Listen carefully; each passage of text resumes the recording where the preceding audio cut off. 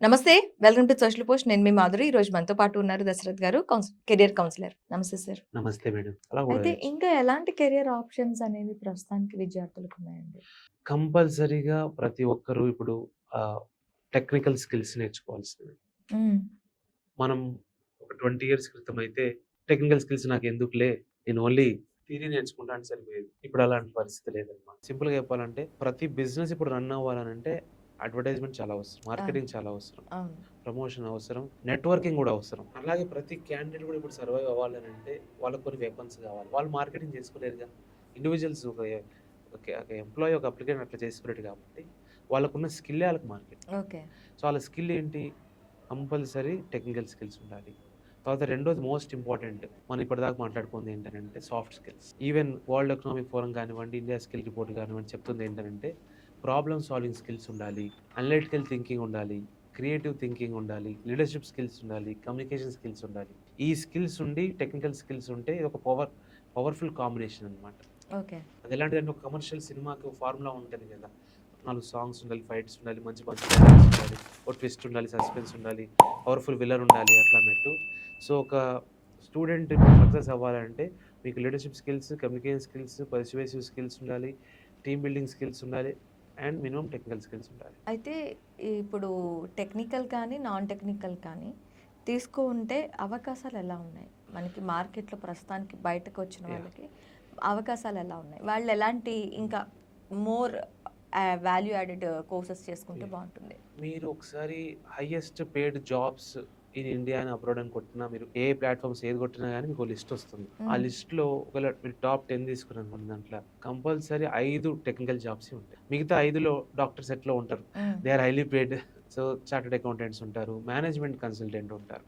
అంటే ఒకవేళ మన వ్యూవర్స్ గనక నాకు టెక్నికల్ స్కిల్స్ అస్సలు ఇష్టం లేదు, పొరపాటున కూడా అటువైపు వెళ్ళాలనుకుంటే ఆల్టర్‌నేటివ్ మీకు హై పెయిడ్ ఇన్‌కమ్ ఇటు మేనేజ్మెంట్ కన్సల్టెంట్ గానివ్వండి, ఇన్వెస్ట్‌మెంట్ బ్యాంకర్ గానివ్వండి, ఫైనాన్షియల్ ప్లానర్ గానివ్వండి, ఇలాంటి రిస్క్ అసెస్మెంట్ గానివ్వండి, మార్కెటింగ్ అనలిస్ట్ గానివ్వండి, ఇలాంటి ప్రొఫెషన్స్ ఉన్నాయి. అవి కూడా మంచిగానే పే చేస్తాయి. కానీ వీటికి చాలా స్కిల్ ఉండాలి. టాలెంట్ అంటే అది మీరు ఈ ఐక్యూ అనండి, ఈక్యూ అనండి. 2 కూడా అవసరమే. చూడండి మేడం, అయితే మన దగ్గర టెక్నికల్ స్కిల్ అన్నా ఉండాలి. లేదా ఇప్పుడు మేనేజ్మెంట్ కన్సల్టెంట్ అంటే ఏంటి? మన బిజినెస్ ఎలా రన్ చేయాలి? ఎలా ఈ ప్రొడక్ట్‌ని తీసుకెళ్ళాలి? ఇన్వెస్ట్‌మెంట్ బ్యాంకర్ ఏం చేస్తాడు? ఎట్లా ఒక మన మన ఇన్వెస్ట్‌మెంట్‌ని ఎక్కడ పెట్టాలి? సో, అవును. అది తెలియాలంటే మనకి అవేర్‌నెస్ ఉండాలి కదా! అంటే అది మీరు ఐక్యూ అని పిలవండి.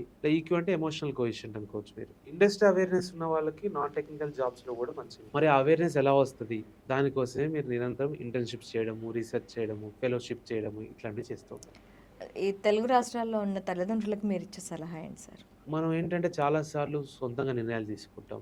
దాంట్లో మనం గర్వంగా గూడా ఫీల్ అవుతాం. నా లైఫ్ నేను అనుకున్నట్టే నా లైఫ్‌లో యొక్క నిర్ణయాలు నేనే తీసుకుంటున్నా అని. కానీ తప్పకుండా ఒక గైడెన్స్ తీసుకొని వెళ్తే బెటర్. మనం ఒక కొత్త టూరిస్ట్ ప్లేస్‌కెళ్ళినప్పుడు టూరిస్ట్ గైడ్‌ని పెట్టు. లేదా ఒక ప్లేస్ నుంచి ఇంకో ప్లేస్‌కెళ్ళినప్పుడు మనం ఒక నావిగేటర్ వాడుకుంటాం. ఇప్పుడు జీపీఎస్ వాడతాం మనం. ఫర్ ఎగ్జాంపుల్ హైదరాబాద్‌లో ఉన్న వ్యక్తి వైజాగ్ ఎళ్ళాలనుకుంటున్నాడు. బై రోడ్ ఎళ్ళాలనుకుంటున్నాడు. జీపీఎస్ వాడతాడు కదా తను. సో, జీపీఎస్ ఎలా అయితే నాకు డైరెక్షన్ చూపిస్తుందో, కెరియర్‌లో కూడా మీకొక డైరెక్షన్ కావాలి.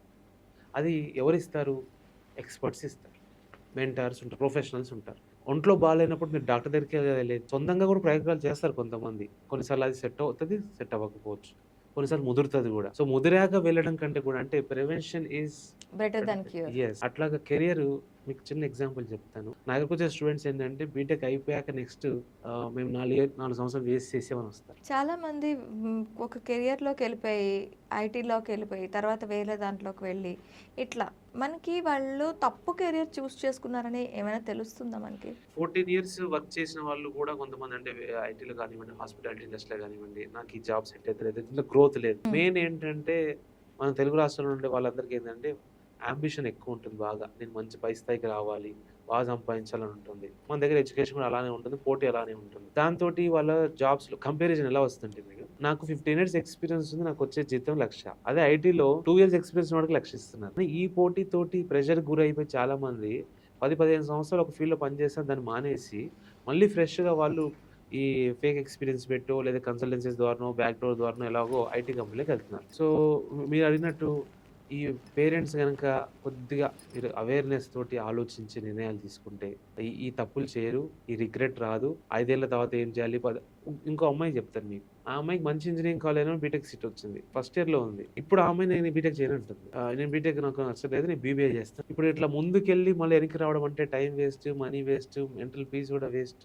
ఎంత స్ట్రెస్ ఉంటుంది. అవును. ఇంకో అబ్బాయి 4 సంవత్సరాలు బీటెక్ చేసి, ఆ అబ్బాయి నాకు అసలు దీంట్లో పర్సెంటేజ్ రావట్లేదు. నాకు స్కిల్ వస్తలేదు. నాలెడ్జ్ వస్తలేదు.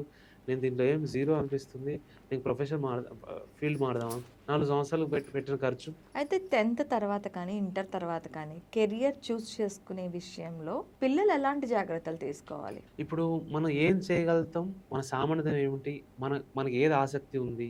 మన లక్ష్యం ఏమిటి? మన అవసరాలు ఏంటి? మన బాధ్యతలు ఏంటి? ప్రస్తుతం మార్కెట్ ఎలా ఉంది? ఈ అంశాల పట్ల కొద్దిగా అవగాహన ఉండి నిర్ణయాలు తీసుకోవాలి. మేము తీసుకోలేమండి. ఇప్పుడున్న ఓవర్‌లోడెడ్ ఇన్ఫర్మేషన్ సమాజంలో ఏది సరైందో, ఏది సరైనది కాదో తెలుసుకోవాలనుకున్న మీరు ఎక్స్‌పర్ట్‌ని కలవండి.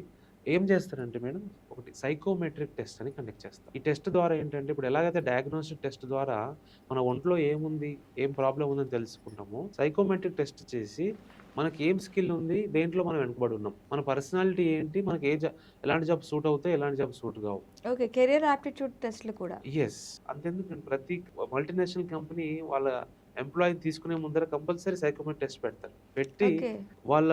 వాళ్ళని ఒక అంచనా వేస్తారు. అంటే వీళ్ళు దేంట్లో బాగా ముందున్నారు, దేంట్లో హ్మ్. వెనుకబడిన దగ్గర ట్రైనింగ్ ఇస్తారు. ఒకవేళ వాళ్ళకి కావాల్సిన దానికి తగ్గట్టు వీళ్ళేరనుకోండి, మేబీ హోల్డ్‌లో పెడతారు. ఒకసారి రిజెక్ట్ చేస్తారు. సో అట్లా ఇది అనేది ఇంటర్నేషనల్‌గా యాక్సెప్టెడ్. మన ఇండియాలో ఇంకా బాగా డెవలప్ అవ్వాల్సిన అవసరం ఉంది సైకోమెట్రిక్ టెస్ట్. ఓకే. అయితే పిల్లలకి మీరిచ్చే సందేశం ఏంటి సార్ కెరియర్ విషయంలో? సో మీరు ఇన్‌స్టాగ్రామ్‌లో ఉంటారు, సోషల్ మీడియా స్నాప్‌చాట్‌లో ఉంటారు. అండ్ యాక్చువల్ అక్కడ అంతా ఎంటర్‌టైన్‌మెంట్. అవును. అది ఇమ్మీడియేట్‌గా మిమ్మల్ని ఒక అదేంటి డిస్ట్రాక్టివ్ మోడ్‌లోకి తీసుకెళ్తుంది. అలాగే ఎక్సైట్ కూడా చేస్తుంది. అంటే అవును. ఉదాహరణకి ఏదైనా ఫన్నీ రీల్ చూసినా కానివ్వండి, లేదంటే ఒక చిన్న రిలేషన్‌షిప్‌ది జరిగిన ఒక చిన్న రీల్ కానివ్వండి చూసినా గానీ స్టూడెంట్స్ ఎక్సైట్ అవుతారు. హ్యాపీ ఫీల్ అవుతారు. నేనేమంటానంటే social media is not the life. ఇక్కడ ఏంటనంటే సినిమాలో ఉండే బెస్ట్ సీన్స్ అని తీసుకొచ్చి ఒక చోట పెడితే ఎలా ఉంటదో, సోషల్ మీడియాలో అట్లా బాగా క్లిక్ అయినవన్నీ ఫేమస్ రీల్స్‌గా అవుతుంటాయి. అది మాత్రమే రియాలిటీ కాదు. సో లైఫ్ అంటే చాలా ఉంది. నేర్చుకోవడం ఉంది, తెలుసుకోవడం ఉంది, ఎక్స్‌పీరియన్స్ చేయడంలో ఉంది. కేవలం మనం చూసే ఆ ఫోన్ స్క్రీన్‌లో ఉన్నది మాత్రమే కాదు. Life is much more. అయితే ఇప్పుడున్న విద్యా వ్యవస్థలో ఏదైనా మార్పు తేవాలి అంటే మీరేం చేస్తారు? నిజానికి మన దగ్గర ఎట్లనంటే పిల్లవాడు 30 ఏళ్ళు వచ్చినా గానీ తల్లిదండ్రులు పెట్టుకుంటారు దగ్గర. అవును. అంటే ప్రిపేర్ అవుతున్నాడు మా వాడు, చదువుతున్నాడని పెట్టుకుంటారు. అదే కొన్ని వెస్టర్న్ కంట్రీస్‌లో టీనేజ్ రాంగానే నీ సొంతంగా నువ్వు బతకాలి అని వదిలేస్తుంటారు. 13 ఇయర్స్‌కి యెస్. ఇంట్లోంచి బయటకు యెస్. నెట్టేస్తారు. సో మన దగ్గర అలా నెట్టేయలేకపోవచ్చు మన కల్చర్ కాబట్టి. కానీ కాలేజ్ ఏం చేయొచ్చనంటే హాఫ్ డే కాలేజ్ పెట్టి మిగతా హాఫ్ డే వాళ్ళకి వర్క్ చేసుకునే అవకాశం ఇవ్వాలి. వీలైతే వర్క్ ప్రొవైడ్ చేయాలి. హ్మ్. ఎలాగైతే అబ్రాడ్‌లో మీరు అవును. వాళ్ళకు వీక్‌లో 20 అవర్స్ వర్క్ చేసుకునే అవకాశం ఉంటది. పర్ అవర్ ఇన్ని డాలర్స్ అని ఇస్తారు. మన వాళ్ళు అలాగే ఎళ్లి సంపాదించి చదువుకుంటారు. మన ఇండియాలో కూడా హైదరాబాద్‌లో కానివ్వండి, ఆంధ్రాలో కానివ్వండి, హాఫ్ డేనే ఉండాలి కాలేజ్. ఫుల్ డే పెట్టడం వల్ల కూడా పెద్ద యూజ్ ఏం లేదు. వాళ్ళు ఏం నేర్చుకోవట్లేదు కూడా. యాక్చువల్‌గా నేను ఫీల్డ్‌లో నుంచి చెప్తున్నాను కదా! అందరని చెప్పను. 20% స్టూడెంట్స్ దే ఆర్ జెమ్స్. పరిస్థితులు ఎలా ఉన్నావని నేర్చుకుంటారు. ఫ్యామిలీ కండిషన్స్ కావచ్చు, లేదా స్పిరిట్ కావచ్చు. What about 80% students? వాళ్ళు డిస్ట్రాక్ట్ అవుతున్నారు, డివేట్ అవుతున్నారు, ఫోకస్ లేదు, మోటివేషన్ లేదు, కన్‌ఫ్యూజన్‌లో ఉన్నారు, అడిక్షన్‌కి వెళ్తున్నారు, చాలా వాటికి వెళ్తున్నారు వాళ్ళు. అలాంటి వాళ్ళని హాఫ్ డే మీరు 4 అవర్స్ కాలేజ్ పెట్టండి. ఓ 4 అవర్స్ వర్క్ ఇవ్వండి. అటు డబ్బు సంపాదిస్తారు. అలాగే వాళ్ళకి బాధ్యత తెలుస్తది. అది ఇంటర్న్‌షిప్‌లో కూడా పనికొస్తది వాళ్ళకి. ఎక్స్‌పీరియన్స్‌లో పనికొస్తది. అట్ ది సేమ్ టైమ్ వాళ్ళకి మస్తు బాగా డిసిప్లిన్ కూడా వస్తది. Okay. Thank you sir. Thank you.